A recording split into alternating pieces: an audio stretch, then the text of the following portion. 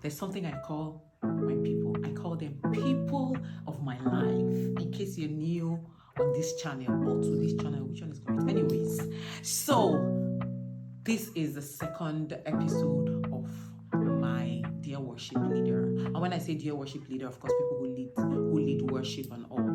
But I want to kind of broaden it a bit into the worship team and the music director.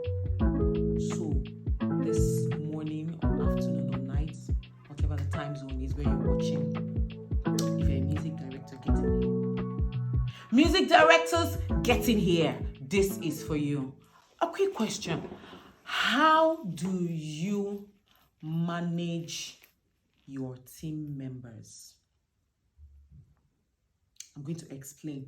You know, one thing about music people, whether you're a Christian, whether you're a pagan, whether you're a traditionalist, whatever you are, is we are very emotional people. We're very creativity and the emotions are kind of, they are mixed together, and there's also a bit of pride, you know, because you know when you're gifted and people are just hailing you like, you're just, you know, there's something it does to you. It's not a bad thing, you know, being proud of your gift, being grateful for your gift and expressing your gift well, you know, feeling good when someone applauds you for using your gift beautifully and excellently. It's not a bad thing.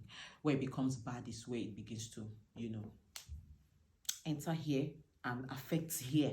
Where here is no longer like this, here is now, you know, protruding. Hello? Ask Lucifer what happened after this place elongated. Hello? All right. But seriously, music directors, this is for you. How do you manage your team members? How do you manage them? What kind of leader are you? Are you a it is my way or the highway? If you don't like my way, hello, the ushering department is there. You can go there. How do you manage the emotions of your team members? Because in a choir there are people with different kinds of personalities. They are the quiet ones, they are the strong ones, they are the loud ones, they're the ones that will, you know, challenge you. They are the ones that anything you say, massa, you know. There are different kinds of people. How do you manage them? Do you know why this is important? Do you know why I'm asking this question?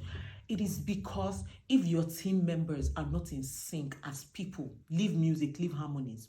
If they are not in sync, if there is strife amongst them, if one person there is having an issue, if altos are having issues with sopranos, tenors are having issues with altos, it doesn't matter how beautifully you sound. Music is, let me just talk plainly, let me not talk as a choir now. Music is a spiritual thing. Go and ask the devil. Do you get? So if your spirits are not in sync, if there is strife among you, this person is beefing that person and all of that, no matter how beautifully you sound, that spirit always shines through. No matter how anointed you are, you know, no matter how anointed everybody on the team is, I can't explain it. It just shines through. Do you know why? Because you're not allowing the Spirit of God have free flow. He says, behold how beautiful it is when brethren dwell together. It is like the oil that flowed from Aaron's, you know, head down to his beard. So it flows, but when there is strife, the oil is trapped. Do you get? So before I start, you know, preaching, please, hello, I'm a music minister, but I'm also a preacher in music, but that's fine. Let's not go there. Hello, thank you. You need to understand your people and encourage unity amongst them. You know, you need to understand and encourage. So I'm going to use one scenario for you, which is prevalent in almost every choir. You know, when I speak with music directors, worship leaders, they complain about this. There is this, I'm just painting the scenario now. There is this, let's imagine, Sister Ayo. Sister Ayo is very committed. Sister Ayo started the ministry. You know, she was one of the foundation members in the choir when the ministry started, you know, and she has been consistent, you know, serving and all of that. And let's say the church is 5 years old, and then Sister Allison joins in 6 months, and Sister Allison has started leading.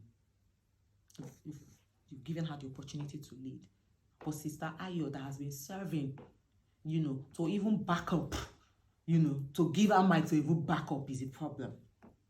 And then Sister Ayo confronts you one day and say, it's like, some of them will not even confront you. The ones that confront, people, I love them because you just, explain and all of that. Some they will just start to, It's like there's something with our music director and Sister Alison, Or they say, have you seen that he's very partial. He's very partial. It's only Alison that's been singing. How do you manage this? And the Sister Ayo that has been consistent does not have the, hello? She's consistent in coming in person, but the the musical ability is not there. It's not there. She's not doing fantastic as even a backup, but she's looking to lead. So what do you do? What do you do when faced with that kind of scenario? Do you tell Sister Ayo, please, you cannot sing. We're even managing in this choir. Please, when I see somebody that can give what we need, I go. When I see somebody that can deliver, I just go. I don't have time. You are a leader and understand that we are also Christians and understand that. No, you don't do that. Anybody that comes into your team should live better. This is what I'm going to suggest to you. Bear in mind, I always put out this disclaimer. This is not a doctrine. This is not this is what you must do. These are just lessons I've learned, from serving in choirs and leading at different capacities. This is what you should do.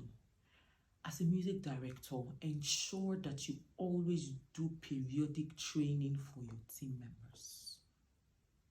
Ensure that you do that. Do you know why? Because your team members are a lot of them are made up of volunteers, except your churches, where everybody is on payroll. You have 100 choir members and all of them are on payroll. Wow, I would love to be in that church. But the bulk of most choir members are volunteers. So what that means is that they have something there. Some of them are bankers, some of them are engineers, some of them, they do other things. So music is not like on the front burner for them as it is for you who are a music person full-time. Do you get?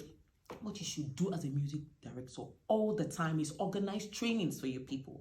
I think it's very unfair when you expect people to just grow. When people come into your team, it is your responsibility to move them from whatever level you find them on to the next level.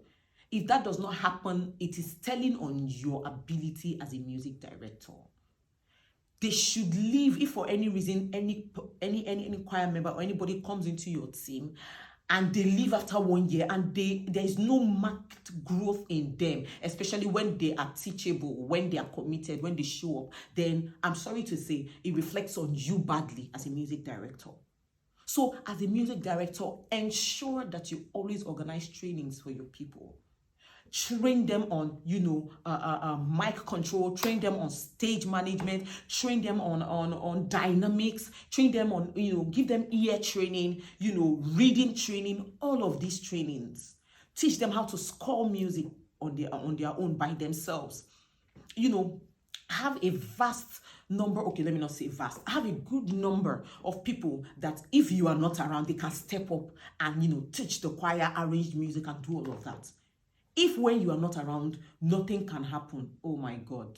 I'm not going to say you're not a failure as a music director, but you are dropping the ball. You are dropping the ball. So Sister Ayo has a valid point. I'm sorry, you might not, of course, when we are emotional, we say all kinds of things, we say all kinds of things. So yeah, you're not doing anything with Sister Alison. You just see that this person has the gift. This person is already trained from wherever. So let me just use her. That's the lazy man's way out.